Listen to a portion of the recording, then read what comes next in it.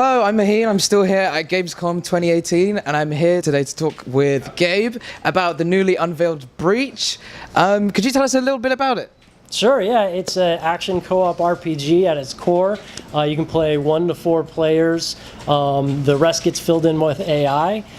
It's set in a modern Earth, but there's a parallel mythological Earth, a veil in between them. There's a breach in the veil. Breach.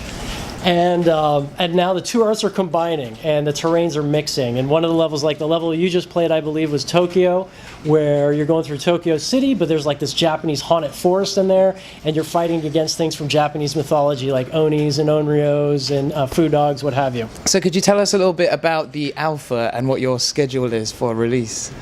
Sure, yeah. So our alpha, we're going to go in about 3 or 4 weeks. We're going to start an alpha. You can sign up now on playbreach.com. And then following that, like later this fall, we're going to go into early access. And then early next year, we'll be launching the game. So what sort of feedback are you looking for from people playing the alpha? Like, what are you trying to figure out?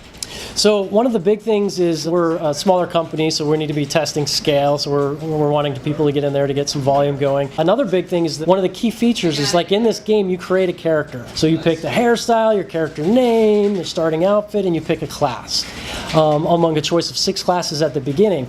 But there's 24 classes in our game in total. 18 of them you can earn, and I'll tell you about the other 6 in a minute here, but 18 of them you can earn through playing these matches, completing these missions, getting gold, and then purchasing other classes. Those classes each have their own level, and as you play them, you level them up and you unlock abilities in the classes that you can then cross-pollinate with some other classes within a rule set.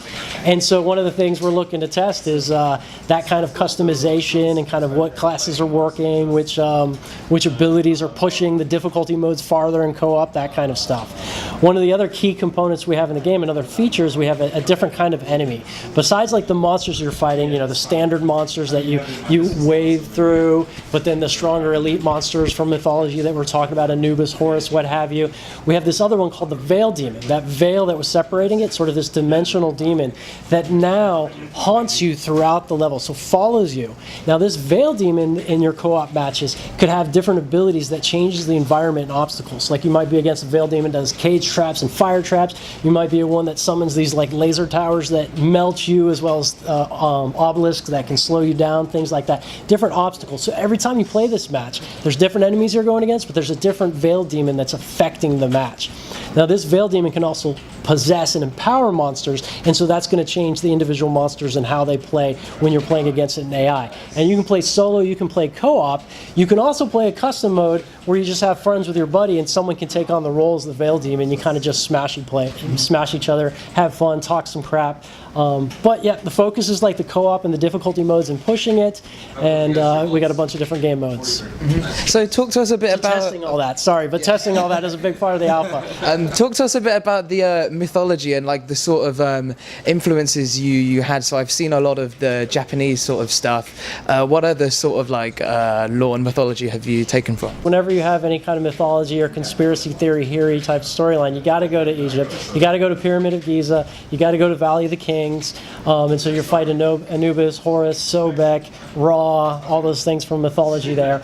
We also go to Eastern Europe and use the mythology there, because as we started doing research, we're just having fun on how sort of, at least from my perspective, bizarre it is. Like a Leshe that kind of is like a human that's melded into a tree, a Kikimoro that's part chicken and part hag witch, a Baba Yaga, which of course is probably the most popular one that people know, the different aspects of Baba Yaga. So we just had a blast with that stuff. And then so yeah, we have a level in Kiev and a level in the Red Forest around that area. So how did you come up with the whole idea for this whole game, and why is now the perfect time for a game like this?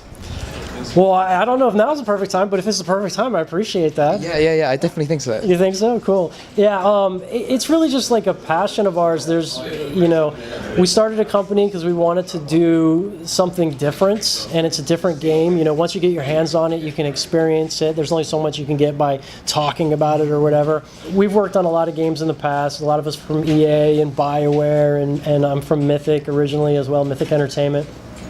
We've had a lot of fun with sort of co-op and online experiences, and we kind of just wanted to bring some of that magic to people in a more accessible way, as well as still having the depth and taking influences from other genres. Because one of the things is, like, you played a more traditional healer, but we've got all kinds of classes. We've got things that are influenced by, like, Dante and Devil May Cry. It's like a free-form aerial combat class. We got like a third-person shooter that's kind of inspired by Dark Tower, like Stephen King's Gunslinger, ricochet shots, stuff like that, kind of like magic field attacks. But yeah, we brought in, it's almost like a Super Smash Brothers of different classes and different games that we kind of brought together and had fun with it. How did you balance the story whilst making a really good multiplayer fun game?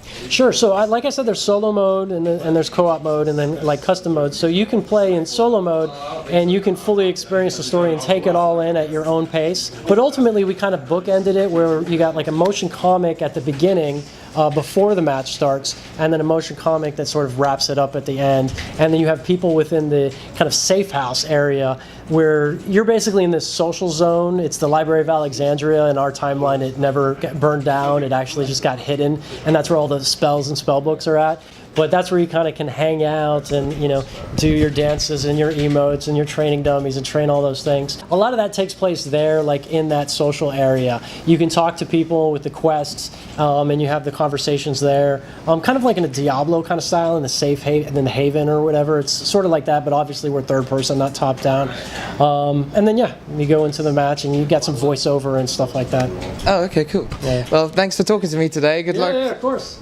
And play the Breach Alpha. Playbreach.com. Thank you very Thanks. much.